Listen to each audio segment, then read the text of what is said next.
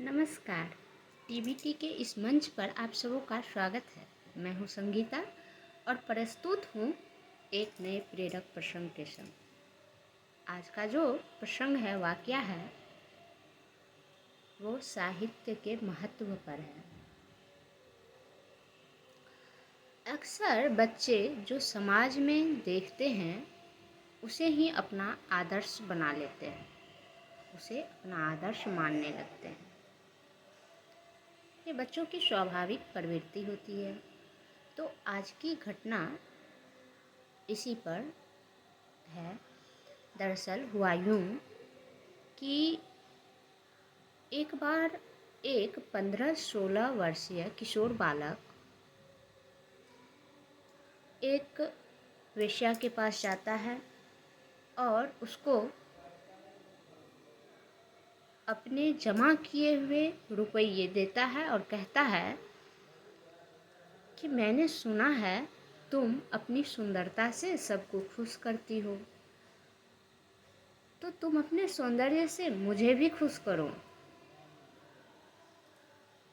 वह स्त्री कुछ समझ नहीं पाई कि इतना छोटा बालक ये क्या कह रहा है।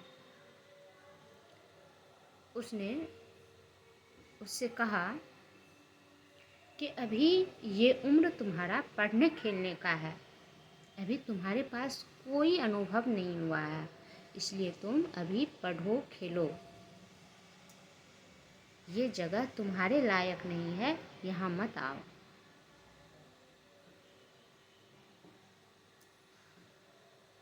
वह लड़का बोला, लेकिन मेरे दोस्त ने बताया कि तुम ये सब पैसा देने पर किसी के लिए भी करती हो, किसी के साथ कोई भेदभाव नहीं करती। और मैं तो देखता हूँ यहाँ नेता अधिकारी सभी आते हैं, तुम तो किसी को मना नहीं करती, फिर मुझे क्यों मना कर रही हो यहाँ आने से? तुम मेरे साथ ऐसा बर्ताव क्यों कर रही हो? वह स्त्री समझ नहीं पा रही थी कि इस अबोध बालक को कैसे समझाया जाए।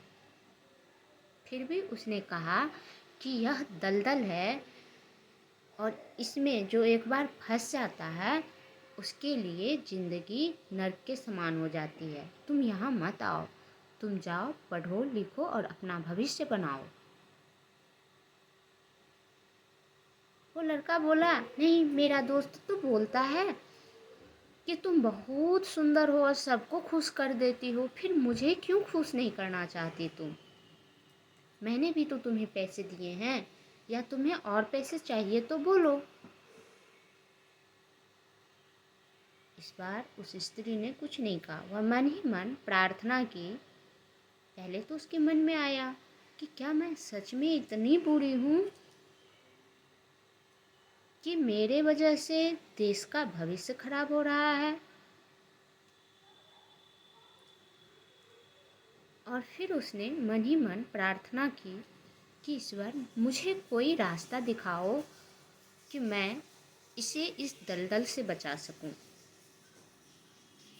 तभी अचानक उसके मन में एक बात आई, कुछ याद आई उसे। वो उस बालक से बोली, तुम यहीं रुको, मैं अभी आती हूँ अंदर से। वह अंदर गई और उसके हाथ में एक पुस्तक थी। उस पुस्तक को उसने उस बालक को देते हुए कहा, तुम तो पढ़े लिखे हो, पढ़ना लिखना आता है, ये किताब बहुत दिन से मेरे पास रखी हुई है। इस किताब पर भगवान राम के चित्र बने हुए हैं, तो मैं रोज़ इसकी पूजा करती हूँ, लेकिन इसके अंदर क्या है, क्या लिखा हुआ है, मैं पढ़ नहीं सकती हूँ। ऐसा करो कि तुम इस किताब को ले जाओ और इसे अच्छे से पढ़ो। जब तुम अच्छे से समझ लेना, जब तुमको लगे कि मैं बेहतर तरीके से समझ गया हूँ, तब आकर मुझे भी इसकी बातें समझा देना। फिर मैं तुम्हें अपने सौंदर्य से खुश करूँगी, तुम जो चाहोगे मैं करूँगी। अभी तुम ये किताब लेकर जाओ। लड़का कुछ नहीं बोला, किताब लिया और चला गया। फिर जब कुछ दिन के बाद वह वापस उस वेश्या के पास लौटा तो उसने वेश्या के चरणों में, उस स्त्री के चरण में प्रणाम किया और बोला, माता मुझे माफ़ कर दें, मैं भटक गया था। दरअसल मैं यहाँ बड़े लोगों को, अच्छे लोगों को आते हुए देखता था, तो मुझे लगता था कि ये अच्छा काम है और यहाँ तुम सबको खुश कर सकती हो। मैं इसे बहुत बड़ा चीज़ समझने लगा था।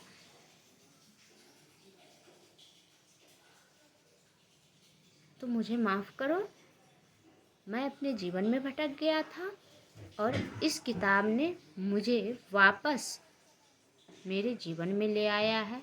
मुझे अब अपने कर्तव्य का बोध है, मुझे मालूम है अब कि मुझे क्या करना है, इसलिए आप मुझे क्षमा कर दें। स्त्री ने मुस्कुराकर कहा, अच्छी पुस्तकों का अध्ययन हमेशा करते रहो, यह जीवन के भटकाव को रोकता है और तुम्हारी सफलता को सुनिश्चित करता है। धन्यवाद।